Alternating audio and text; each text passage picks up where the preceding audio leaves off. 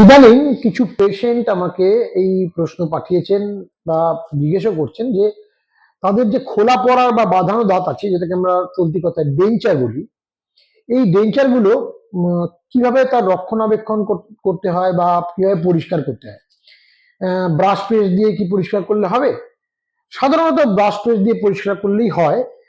কিন্তু আমি বলি কি, আপনি দেখবেন বিভিন্ন রকম ই কমার্স সাইটে বা ওষুধের দোকানেও ডেঞ্চার ক্লিনজিং ট্যাবলেট বলে একটা জিনিস পাওয়া যায়, যেটা মেনলি যে কম্পোজিশনটা ইউজ করে সেটা সোডিয়াম পারবোরেট। এটা ভিজিয়ে রাখতে হয় ট্যাবলেটে, এবং সেখানে যদি আপনি ডেঞ্চারটা রেখে দেন তাহলে কিন্তু জায়মান বা ন্যাসেন্ট অক্সিজেন বেরিয়ে বুদবুদ বেরিয়ে কিন্তু ডেঞ্চারটাকে পরিষ্কার করে দেবে। এই সিস্টেমটা কিন্তু আগেও ছিল, কিন্তু জেনারেলি সবাই ইউজ করেন না। অনেক সময় ডেঞ্চারের ব্যাপারে আমাকে রোগীরা এসে বলেন, ডাক্তারবাবু ডেঞ্চার তো পড়ছি, পরিষ্কারও করছি, কিন্তু কালো কালো দাগ পড়ে যাচ্ছে। হতে পারে যে আপনার জলে হয়তো কোনো হেভি মেটাল, স্পেশালি আয়রন বেশি আছে, বা খাবার থেকেও ডেঞ্চারের দাগ পড়তে পারে।